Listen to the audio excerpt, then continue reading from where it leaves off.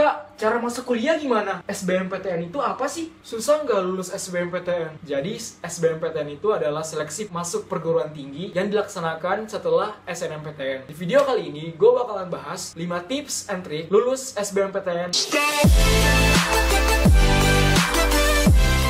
Tips yang pertama, berdoa itu sangat penting untuk kelulusan kalian SBMPTN nanti. Apalagi restu dari kedua orang tua kalian. Karena restu kedua orang tua kalian itu sama saja dengan restu yang diberikan oleh Tuhan. Jadi kalian harus memperbanyak hubungan baik dengan kedua orang tua kalian, dengan sahabat kalian, dengan teman-teman kalian, agar kalian diberikan kemudahan saat ujian SBMPTN nanti. Yang kedua, kerjakan soal yang mudah dulu. Soalnya di aturan SBMPTN, kalau misalnya kalian jawab yang salah, kalian pasti bakalan dapat -1. Dan kalau misalnya benar, kalian dapat +4. Dan kalau misalnya kalian jawabnya nggak jawab sama sekali, kalian bakalan dapat 0. Jadi kalau mengantisipasi minus, mending kalian kalau nggak tahu, nggak usah jawab. Jadi buat kalian guys, kalau mengerjakan soal SBMPTN nanti, misal soal SciTech. Soal SciTech ada 60 nomor, terbagi 15 nomor matek, 15 nomor fisika, 15 nomor kimia, dan 15 nomor biologi. Jadi kalian kalau misalnya mengerjakan soal, kalian harus mempunyai strategi. Misalnya mengerjakan matek 5 nomor karena kalian nggak tahu, terus fisika misalnya kalian mengerjakan 6 nomor, mungkin kalian ragu-ragu, terus kimia 3 nomor dan juga biologi 7 nomor. Dan target soal yang kalian kerjakan itu harus benar-benar yakin kalian kerjakan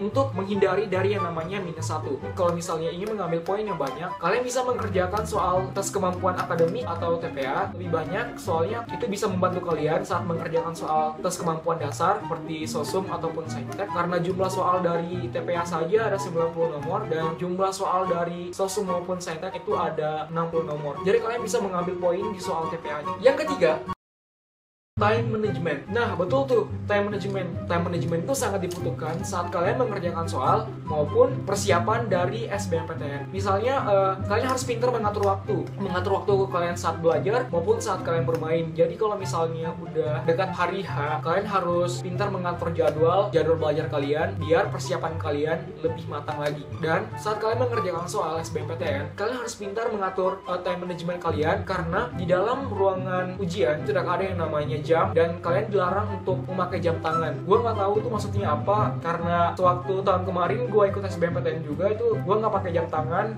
gue dicopot, dan di dalam ruangan tuh nggak ada jam dinding. Jadi kalian harus pintar mengatur waktu kalian saat mengerjakan soal. Kalian harus bisa memprediksikan satu soal kalian bisa menjawab berapa menit per soalnya, jadi kalian nggak sampai kedodoran atau terlambat ngerjain soal. Yang keempat, persiapan itu sangat dibutuhkan guys. Misal persiapan mental ataupun fisik kalian. Jadi sebelum hari H atau sebelum hari menjelang SBMPTN, kalian harus mempersiapkan mental dan juga fisik kalian. Dari kesehatan kalian, karena kesehatan kalian itu sangat penting saat SBMPTN nanti. Sebulan sebelum SBMPTN, kalian harus memperbanyak referensi mengerjakan soal-soal, memperbanyak latihan biar mempermudah kalian saat SBMPTN nanti. SBMPTN 2016 kemarin sangat berbeda sekali adalah soal tes kemampuan akademiknya atau TPA-nya. Jadi kalian harus banyak referensi atau banyak kerjain soal-soal yang tahun-tahun sebelumnya ataupun tahun yang 2016 kemarin, biar kalian dapat mengerjakan soal TPA ataupun TKD-nya itu lebih mudah. Dan jangan lupa juga guys, kalian kesehatan itu penting, fisik kalian itu penting untuk SBMPTN nanti. Jadi kalian harus persiapkan fisik kalian yang baik, jangan terlalu belajar tengah malam ataupun belajar sampai nggak tidur. Itu sangat membahayakan fisik kalian, soalnya percuma saja kalau misalnya kalian sakit saat SBMPTN nanti, itu nggak ada gunanya apa yang kalian telah pelajari. Kelima, nah tips yang kelima ini bukan gue menganjurkan atau apapun itu, terserah kalian mau ngelakuin juga nggak apa-apa, yang nggak juga nggak ada efeknya buat gue. Jadi yaitu saat kalian mengerjakan soal atau saat di ruang ujian SBMPTN nanti, kalian harus pintar melihat situasi dan juga kondisi. Jadi kalau misalnya kalian kerjasama dengan teman kalian ataupun apalah selain itu untuk bisa membantu kalian saat mengerjakan soal, kalian harus pintar lihat situasi dan kondisi. Pengawas tuh terbagi menjadi dua, ada pengawas yang pasif dan juga pengawas yang aktif. Kalau yang pasif tuh dia cuma duduk di meja pengawas doang. Kalau misalnya yang aktif tuh dia bakalan keliling-keliling lihat setiap siswa yang kerjain soal. Dan kalau kalian ingin kerja sama ataupun entah apapun itu, kalian harus jangan sampai ketahuan ataupun apa. Kalian harus pintar lihat peluang. Kalau misalnya lagi ada peluang, kalian harus bisa manfaatkan peluang itu. Oke, good luck buat kalian yang ikut SBMPTN tahun 2017. Gue doain semoga kalian sukses menjalankan SBMPTN 2017, nggak ada kendala dan juga hambatan saat kalian mengerjakan soal.